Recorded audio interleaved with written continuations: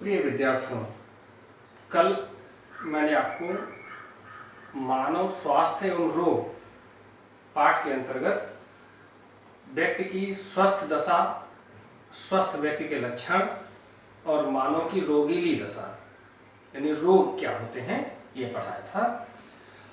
अब आज हम आपको रोग और उनके प्रकारों का अध्ययन करेंगे। आज हम लोग रोग और उनके प्रकारों का अध्ययन करेंगे। ये जो नोट्स जो हम आपको भेजे थे कल उसको आप लिख लिए होंगे। आज जो नोट्स भेज रहे हैं इसको भी आप लिख लेंगे और इस वीडियो के माध्यम से आप जो दी गई नोट्स है इसको समझेंगे और इस पर जो भी शंका प्रश्न हुआ करें वो आप अगले दिन से आपको 10 मिनट का या 5 मिनट का पहले समय देंगे।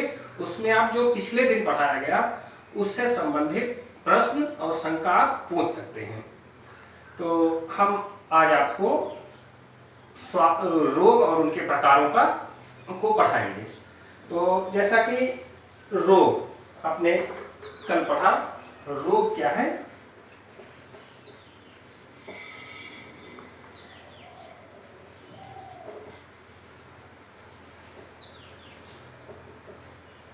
डिजीज व्यक्ति की वह दशा जिसमें व्यक्ति की शारीरिक संरचना या कार्यकी में विकृति आ जाए या असामान्यता आ जाए, यह दशा रोगीली दशा या रोग कहलाती है।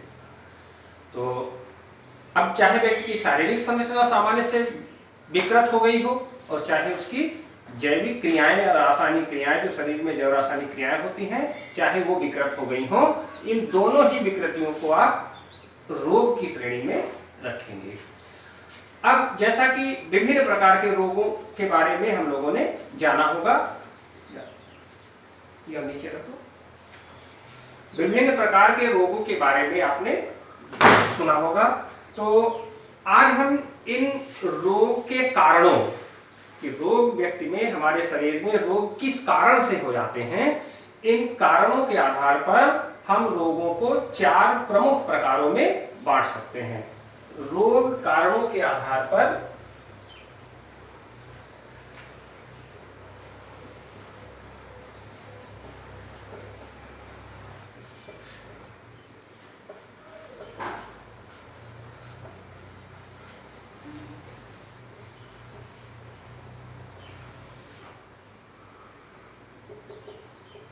रोगों को हम 4 प्रकार में बांटेंगे।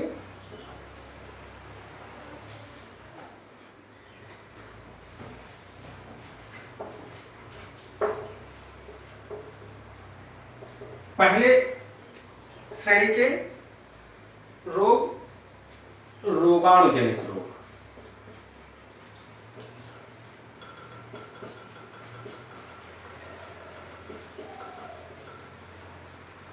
Pathogenic disease.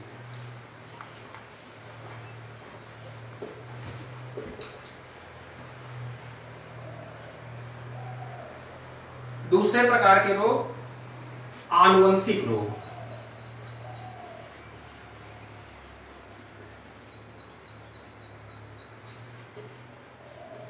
या हेरिडिटरी डिजीज, हेरिडिटरी,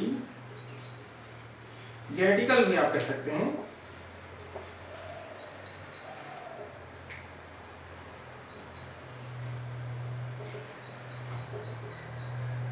तीसरे प्रकार के रोग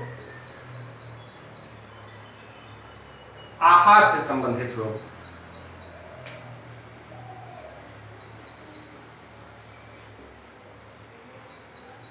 आहार से संबंधित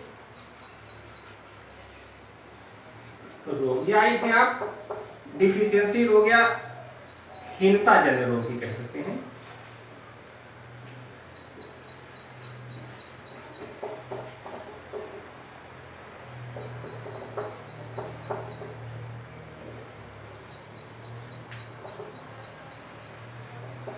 और चौथे प्रकार के रोग,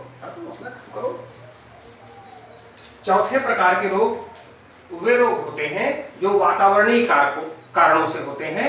इन रोगों को हम वातावरणीय रोग कहेंगे।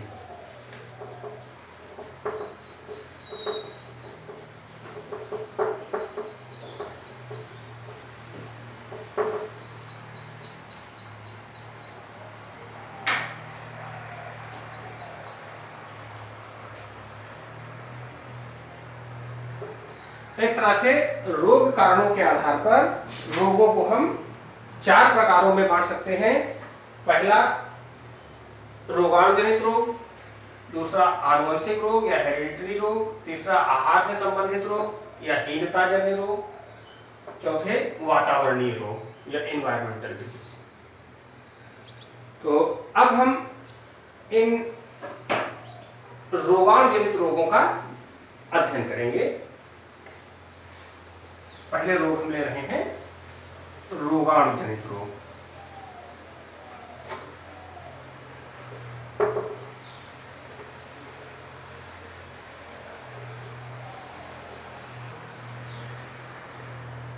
वे रोग जो किसी न किसी दूसरे जीव के कारण होते हैं, वे रोग जो किसी न किसी दूसरे जीव के कारण होते हैं, इन्हें हम रोगाणुजनित रोग कहते हैं। और वे जीव जिनके द्वारा ये रोग होते हैं, इन जीवों को रोगाणु कहा जाता है। अब रोगाणु सूक्ष्म जीव हो सकता है या सूक्ष्म से कुछ बड़ा आप कह सकते हैं, हो सकता है माइक्रो एनिमल भी हो सकता है, माइक्रो प्लांट भी हो सकता है, लेकिन अधिकांशतः जो रोगाणु होते हैं वो सूक्ष्म जीव होते हैं। तो ये सूक्ष्म जीव या रोगाणु सामान्यतया उन जीवों पर, चाहे जंतु हो या पौधा हो, उन जंतुओं के या पौधों के शरीर के ऊपरी भागों पर या आंतरिक भागों पर रहते हैं, उनसे अपना शेल्टर यानी आवास प्राप्त करते हैं, उनसे भोजन प्राप्त करते हैं और उन्हीं से अपनी और आवश्यकताएं पूरी करते हैं, साथ ही उनमें रोग उत्पन्न करते हैं। सामान्यतः आपने एक संबंध पढ़ा होगा जीवों का, परजीविता। परजीविता 2 या 2 से अधिक जीवों का वो संबंध होता है जिसमें 2 जीव एक साथ रहते हैं, एक जीव दूसरे जीव से लाभ प्राप्त करता है जबकि दूसरा जीव पहले जीव से हानि उठाता है।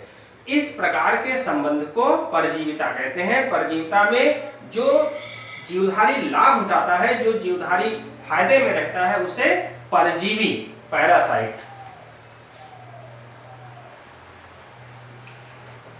उसे परजीवी कहते हैं। जबकि जिस जीव से लाभ उठाता है, जिस जीव के शरीर पर रह करके या शरीर में रह करके परजीवी लाभ उठाता है, उस जीव को होस्ट,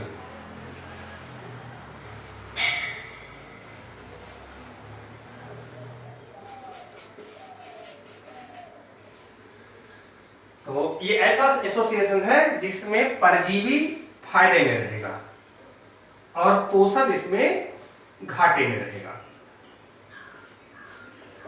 इसमें विभिन्न आवश्यकताओं के लिए परजीवी इस होस्ट पर आश्रित रहता है।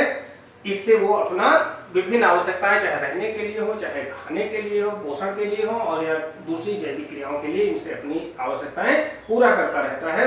और इन्हीं परिस्थितियों में तमाम परजीवी ऐसे होते हैं जो अपने पोषक को रोगग्रस्त नहीं करते हैं, केवल परजीवी की भांति ही रहते हैं। लेकिन अनेकानेक ऐसे भी परजीवी हैं जो अपने पोषक को रोगग्रस्त कर देते हैं। तो हम यहाँ मुख्य रूप से ऐसे परजीवियों का अध्ययन करते हैं जो अपने परजीवी को रोगग्रस्त कर देता है, या हम दूसरे शब्दों में कहें, यहाँ मानव के परिप्रेक्ष्य में उन परजीवियों का अध्ययन करते हैं जो मानव में परजीवी की भांति रह करके उनमें रोग उत्पन्न कर देते हैं। जीव विज्ञान की वह शाखा जिसके अंतर्गत हम इन परजीवियों का अध्ययन करते हैं, जीव विज्ञान की वह शाखा जिसके अंतर्गत हम इन परजीवियों और उनकी जीवन चक्रों का अध्ययन करते हैं, परजीवी विज्ञान कहलाती है।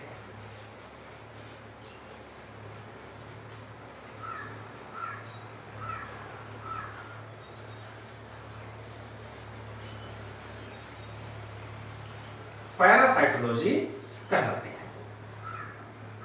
अर्थात यह जीव विज्ञान की एक अलग शाखा बनी हुई है जिसमें समस्त परजीवियों का और उनके जीवन चक्रों का, उनके प्रभावों का, उनके दुष्प्रभावों का अध्ययन हम करते हैं।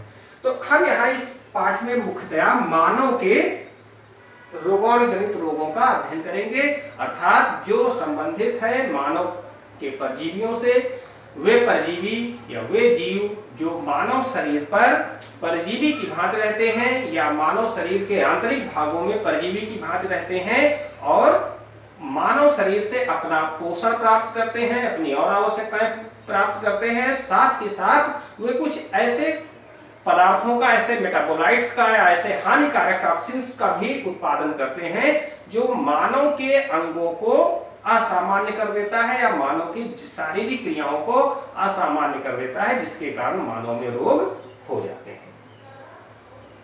तो रोगाणु जनित रोगों को हम कैसे परिभाषित करेंगे? रोगाणु जनित रोग वे रोग होते हैं जो किसी दूसरे रोग कारक जीव के कारण होते हैं। ऐसे रोग कारक जीवों को पैथोजन कहा जाता है, जो पैथोजन वे परजीवी होते हैं। यहां थोड़ा परजीवी और पैथोजन में हम आपको अंतर बता दें। पैरासाइट और पैथोजन, इन दोनों में थोड़ा अंतर है। सारे पैरासाइट पैथोजन हो ये आवश्यक नहीं है, सारे परजीवी पैथोजन हो ये आवश्यक नहीं है। परजीवियों को अपने पोषक में तमाम सारे ऐसे परजीवी होते हैं जो अपने पोषक में के शरीर में रहते हैं, उनसे पोषण प्राप्त करते हैं, लेकिन उनको बीमार नहीं करते हैं। ये दो कारणों से हो सकते हैं, दो कारणों से हो सकता है। एक तो ये हो सकता है कोई ऐसे हानिकारक पदार्थों का उत्पादन ना करते हो जिसके कारण उसको रोग उत्पन्न हो, या इनकी संख्या इतनी कम हो कि पोषण अपना प्राप्त कर लेते हैं, लेकिन इनकी संख्या इतनी कम होने के कारण ये व्यक्ति को रोगग्रस्त नहीं कर पाते हैं। तो ऐसी स्थिति में हम ये कह सकते हैं कि all the parasites are not pathogen. सारे परजीवी जो है वो पैथोजन नहीं होते हैं, बल्कि कुछ ऐसी कंडीशंस बन जाती हैं जिनको तब हम इन परजीवियों को पैथोजन कहते हैं। वास्तव में शरीर पर अगर कुछ ही संख्या में पैथोजन या रोग पैरासाइट उपलब्ध हैं, तो वो इतनी संख्या में जब नहीं होते हैं कि हमारे शरीर को रोगग्रस्त कर सके, तब हम उन्हें केवल परजीवी की भांति देखते हैं।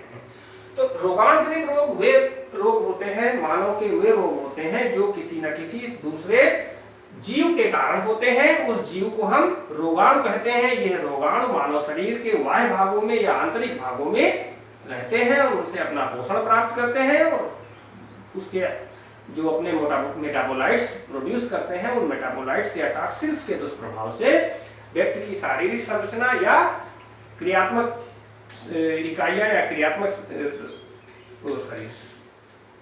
जैविक क्रियाएं विकृत हो जाती हैं। इस विकृत को हम रोगाणु जनित रोग कहते हैं। रोगाणु जनित रोगों को हम पुनः इन रोगाणुओं की प्रकृति के आधार पर, रोगाणुओं की प्रकृति के आधार पर इन हम रोगाणु जनित रोगों को फिर से 4-5 प्रकारों में बांट सकते हैं। थोड़ी बात और आप जान लें, क्योंकि ये जो रोगाणु जनित रोग होते हैं, रोगाणु जनित रोग के रोगाणु, ये रोगाणु एक स्वस्थ व्यक्ति से, रोगाणु जो होते हैं वो रोगी व्यक्ति से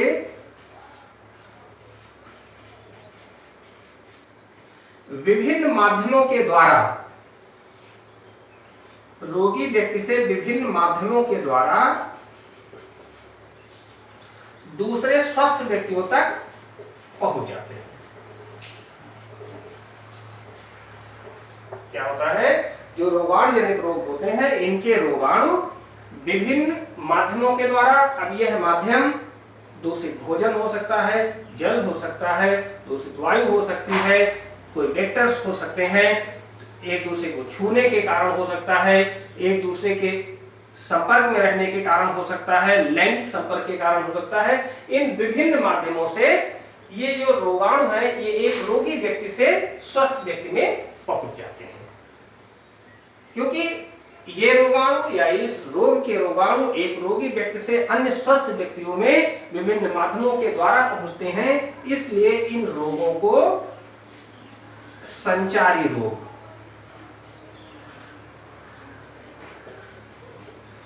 या संक्रामक रोग भी कहते हैं। संचारी रोग या संक्रामक रोग भी इन्हें कहते हैं। क्यों? क्योंकि इनका संक्रमण एक व्यक्ति से दूसरे व्यक्ति में होता रहता है। अब वो किस माध्यम से होगा ये उस पर निर्भर है। हर रोग अपनी प्रकृति के अनुसार, उन रोगाणुओं की प्रकृति के अनुसार अलग अलग तरीके से, अलग अलग माध्यमों से एक रोगी व्यक्ति से दूसरे स्वस्थ व्यक्ति तक या अन्य स्वस्थ व्यक्तियों तक पहुंचता रहता है। तो जैसा कि फिर हम आपको याद दिला दें, जो सरकार, हमारी उत्तर प्रदेश सरकार संचारी रोग एवं उनसे बचाव के लिए इधर एक सतत कार्यक्रम चलाती रहती है, आप लोगों को इसके प्रति जागरूक करती रहती है, जिससे कि लोगों को संचारी रोग ना हो। तो ये एक अनिवार्य कार्यक्रम आपके लिए बना दिया गया है। इस पर आपको निबंध प्रतियोगिता, भाषण प्रतियोगिता और चित्रकला प्रतियोगिता, इस तरह की प्रतियोगिताओं में भी भाग लेना रहता है। तो इस पर भी आप ध्यान देंगे, इसके लिए भी आप तैयारी करते रहेंगे। तो यही संचारी रोग या संक्रामक रोग, जिनको आप कम्युनिकेबल डिजीज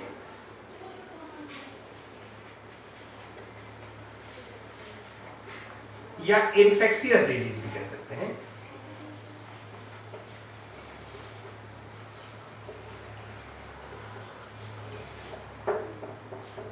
तो क्या जाना आपने कि वे रोग जो एक रोगी व्यक्ति से अन्य स्वस्थ व्यक्तियों में संक्रमित हो जाते हैं या फैल जाते हैं, संचरित हो जाते हैं, ऐसे रोगों को आप संचारी रोग या संक्रामक रोग या कम्युनिकेबल और इन्फेक्शियस डिजीज कहेंगे। अब हम आगे आते हैं, जो रोगाणु जनित रोग जो हैं, पैथोजेनिक डिजीज जो हैं, ये इनके पैथोजन या इनके रोगाणुओं की प्रकृति के आधार पर पुनः 5 प्रकार के हो सकते हैं।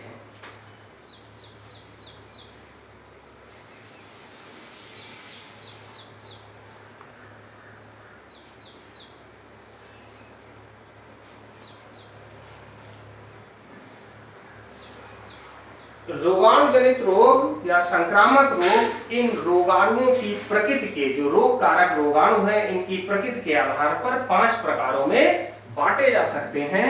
पहला प्रकार विषाणु जनित रोग।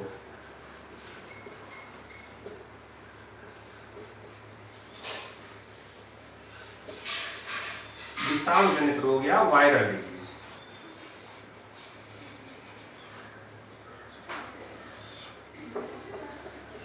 विषाणु या वायरस सूक्ष्म, अत्यंत सूक्ष्म या अति सूक्ष्म जीव होते हैं। इनको आप स्पष्ट रूप से जीव भी नहीं कह सकते हैं, ना तो स्पष्ट रूप से निर्जीव कह सकते हैं, इसलिए इन्हें निर्जीव और सजीव के बीच की संयोजक कड़ी कहा जाता है। तो ये निर्जीव और सजीव के बीच की संयोजक कड़ी होते हैं, जो अत्यंत सूक्ष्म होते हैं, जिनको आप साधारण सूक्ष्मदर्शी से भी नहीं देख सकते हैं, बल्कि इनके लिए आपको इलेक्ट्रॉन सूक्ष्मदर्शी की जरूरत होती है। तो अति सूक्ष्म रोगकारी विषाणु कणों या वायरस के कारण होते हैं, जिन्हें हम विषाणु जनित रोग कहते हैं। विषाणु जनित रोगों के कुछ प्रमुख उदाहरण, इस समय देश में, पूरे विश्व में एक वैश्विक महामारी फैली हुई है, जिसका उदाहरण है कोविड-19।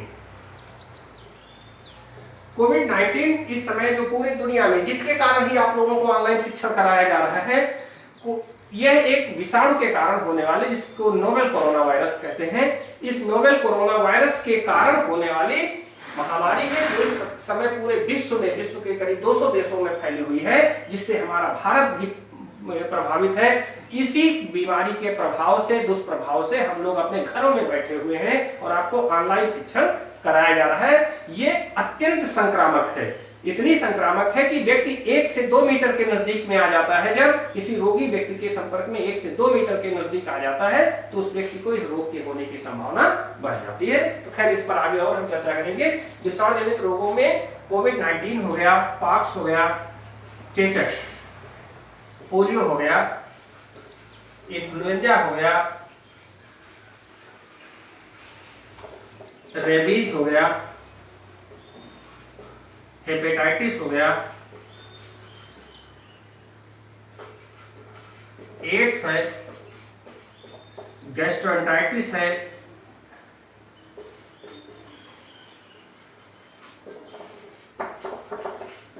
तो ये सारे रोग जो है ये विषाणु जनित रोग होते हैं, जो अत्यंत सूक्ष्म कणों या विषाणुओं के कारण होते हैं। अब हम दूसरे प्रकार के रोग देखेंगे, जीवाणु जनित रोग।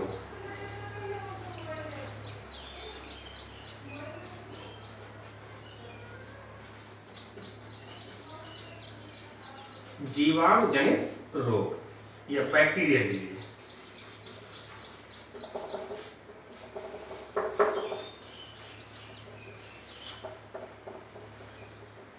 जीवाणु एक कोशिकीय प्रोकैरियोटिक जीव होते हैं।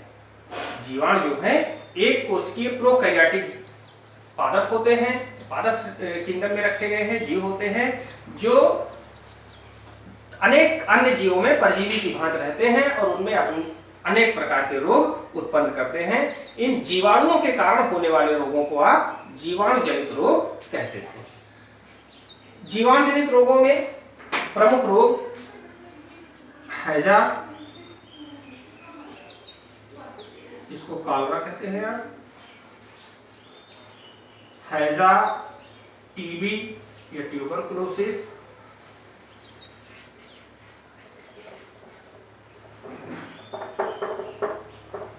डिप्थीरिया, प्लेग,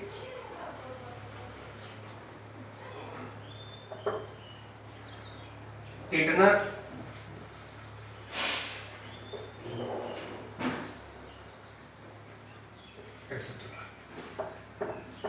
ये सारे रोग जो है ये जीवाणुओं के कारण होने वाले रोग होते हैं, इसलिए इन्हें हम जीवाणु जनित रोग कहते हैं।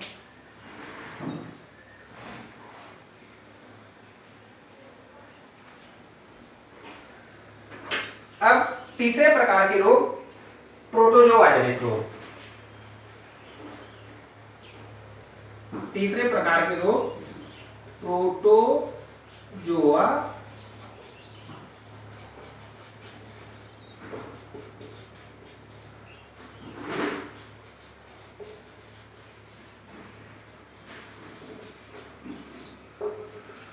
प्रोटोजोआ जंतु एक कोशिकी सबसे प्रारंभिक जंतु होते हैं। ये भी प्रायः सूक्ष्म जीव होते हैं। ये जो एक कोशिकी सूक्ष्म जंतु होते हैं प्रोटोजोआ, जिनका शरीर एक कोशिका से बना होता है, यह अनेक जीवों में बाह्य परजीवी या अंतः परजीवी के रूप में रहते हैं और उनको रोगग्रस्त करते हैं। अतः प्रोटोजोआ जंतुओं के कारण होने वाले रोगों को प्रोटोजोआ जनित रोग कहते हैं। प्रोटोजोआ जनित रोगों में मुख्यतया अमीबियासिस या खूनी पेचिश जिसको आप कहते हैं, अफ्रीकन स्लीपिंग सिकनेस,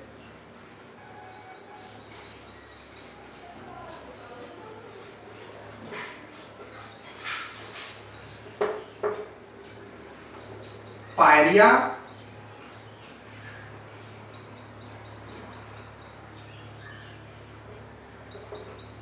ट्राइकोमोनियासिस,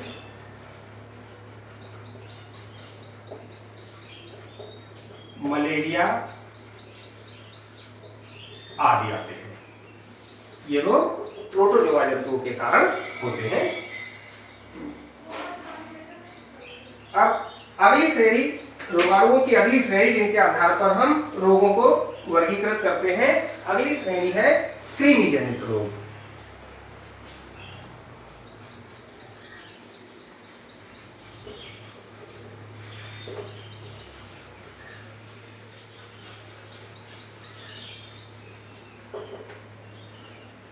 सामान्यतया प्लेटिहेल्मिन्थेस संघ और निमेटोडा संघ, इन दो संघ के जंतुओं को कृमि के नाम से जानते हैं। कि कौन कौन से संघ? प्लेटिहेल्मिन्थेस संघ और निमेटोडा या एस्केहेल्मिन्थेस संघ, इन दो संघों के जंतुओं को कृमि के रूप में जानते हैं। ये कृमि जो होते हैं, इन दो संघों के जंतु भी अनेक दूसरे जीवों में, इसके साथ साथ मानव में अंतः परजीवी के रूप में पाए जाते हैं। अंतः परजीवी के रूप में उनके शरीर में रह करके ये अपना पोषण प्राप्त करते हैं, अपनी और जैविक क्रियाएं वही चलाते हैं और उन व्यक्तियों को रोगग्रस्त करते हैं। इन कृमियों के कारण, प्लेटिहेल्मिन्थेस और एस्केहेल्मिन्थेस के कारण होने वाले रोगों को हम कृमि जनित रोग कहते हैं। कृमि जनित रोगों में मुख्यतया फाइलेरिया, टीनियासिस, ये टीनिया सोलियम के कारण होता है, टीनियासिस, फैसियोला इन्फेक्शन, एंट्रोबियासिस,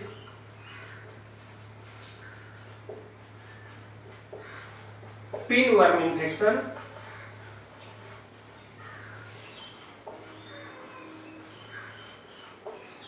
ये रोग इसके अंतर्गत आते हैं, जो इन प्रोटोजोआ इन प्लेटिहेल्मिन्थीज या एस्केहेल्मिन्थीज संघ के जंतुओं के कारण होते हैं। अब पांचवी श्रेणी रोगाणुओं के आधार पर, रोगों की पांचवी श्रेणी फंगल डिजीज या कवक जनित रोग।